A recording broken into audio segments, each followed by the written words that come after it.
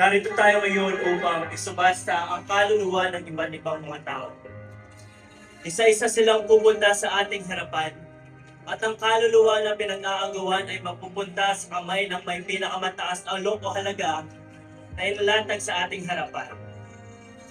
Dito nakasalalay ang kanilang walang hanggang kasiyahan o walang hanggang paghihirap. Sino ang kaluluwa na haharap ngayon? Alhamdulillah. My name is Yara. I am from the land of Lebanon. I am 16 years old and soon to be married to a man with 3 other wives. Each day, I always pray to Allah, but I still found no peace in my heart. I'm scared. Oh, I'm scared. Is there anyone who cares about me?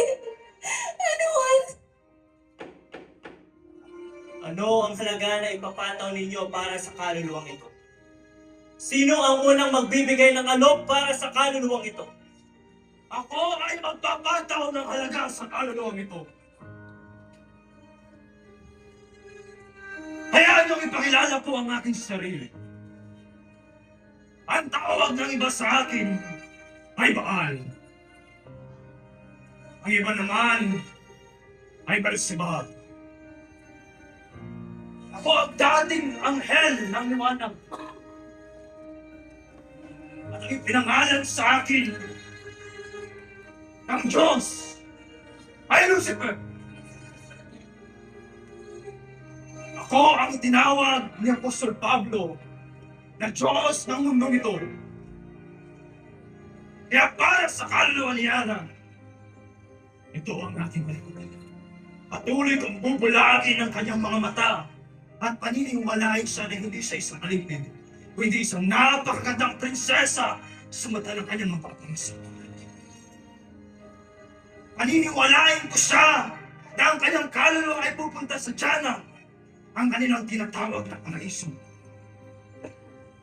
Ito ay mangyayari lamang kung patuloy siyang gagawa ng mabuti at sasamba kay Allah. Mayroon pa bang nais na mag-alok ng halaga para sa kaluluwang ito? Mayroon pa ba? Sandali! Ako ay magbibigay ng halaga para sa kaluluwa ni Yara. Yara, I am willing to share that Jesus Christ is our Savior. And I'm willing to go to your country and bring the gospel to your people. I am willing to leave my job here and be a missionary to Lebanon. Alam ko hindi madali at isang malaking sakripisyo. Ngunit alam ko na sa aking bawat hakbang ay sasamahan ako ng Diyos. Kaya't hindi ako magsisisi at buong puso akong susunod sa panawagan ng Panginoon.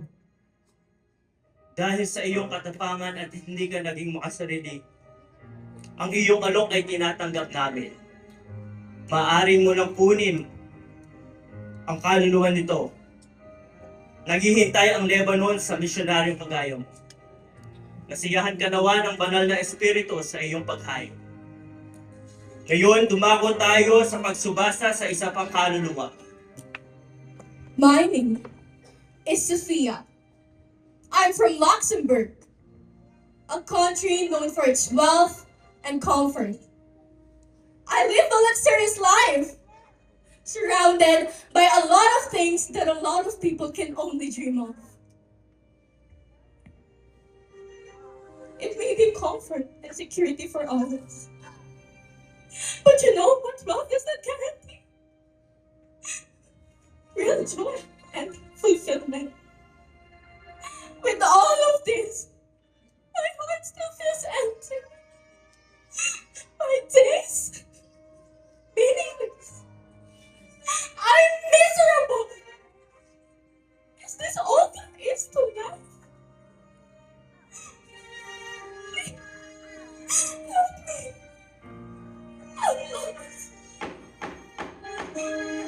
ส Sino ang nais na mag-alok ng halaga para sa kaluluwang ito? Sino? Ako na ang magbibigay ng halaga para sa kaluluwang ito. Ipapakita ko kay Sophia na ang salapi ang pinakamahalagang bagay sa mundo ito.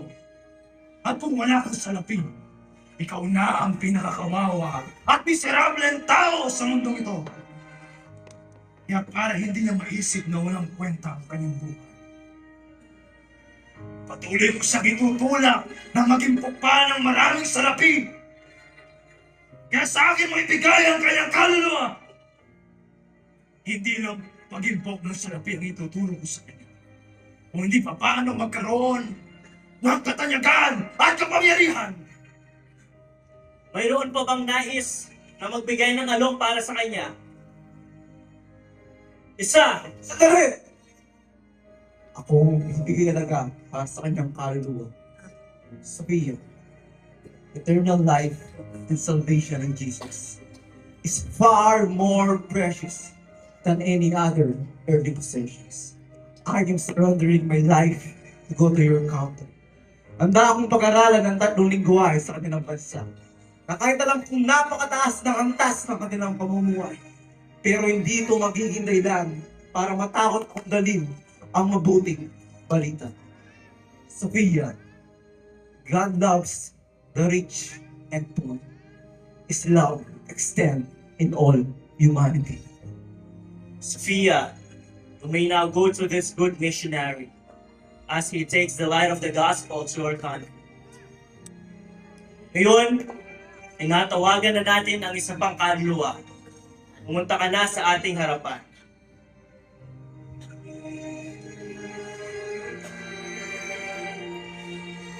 I am Maria, living in the land of plenty, Russia. But I am spiritually deprived. I cannot hear, I cannot speak. But my heart and my mind are crying out, echoing the call to find the truth. Is there anyone out there? Is there anyone among you who knows the truth? Ako na ang magbibigay ng halaga para sa kaluluwang ito. Dahil alam ko na sigurado kung walang magbibigay ng alok sa kanya. Tingnan niyo ang kanyang kalagayan. Walang kwenta ang kanyang buhay. Walang tunay na nagmamalasakit sa iyo. Ako lang ang tunay na nagmamalasakit sa kaluluwa mo. Ibigay mo ang kaluluwa mo sa akin. Iabot mo lang ang iyong mga kamay at mapapasa akin ang iyong kaluluwa. Sandali lang! Magbibigay ako ng halaga para sa kanyang kaluluwa. I will go to your country.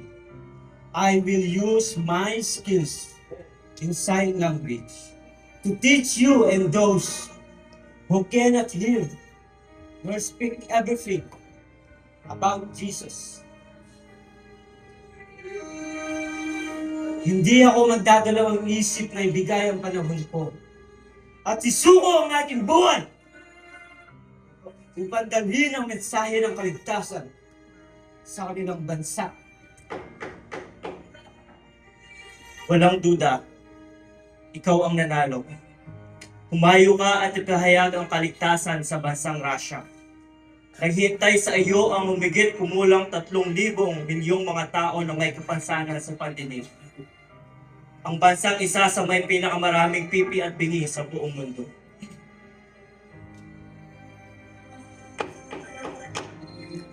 May isa pang kaluluwa na haharap sa ating harapan. Magsalita ka na. Ako si Abby. 15 taon. Dayang ang tawag sa akin ng aking mga tribo. Tribong tawag ba to sa isa ng Palawan? Sa aking murang edad, mayroon akong anak na may malubhasang karamdaman. At naniniwala ko na ito'y parusa ng mga espiritu ng aming tribo.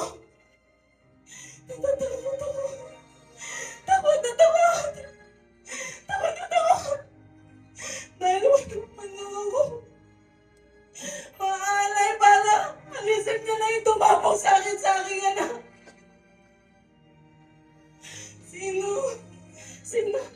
Sino pa po ba dapat ko lapitan? Meron pa ba mas makapangyarihan?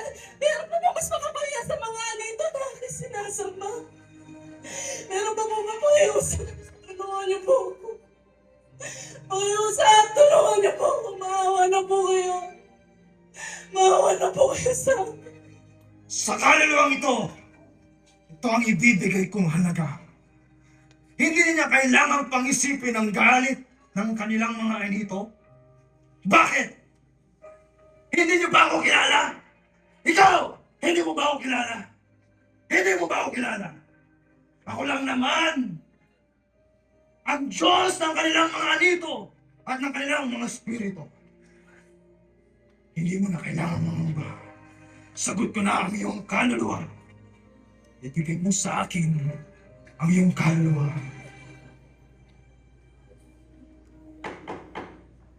Wala na bang gustong magbigay ng alok para sa kaluluwang ito? Wala na ba?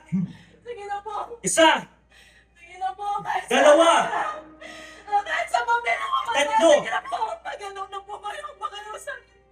maaari mo na kunin ang kaluluwa ng tao. Sa akin na ang kaluluwa mo. Pagano'n na po kayo. Ibigay mo na ang kaluluwa mo. Sa akin na ang kaluluwa mo. Sa akin na.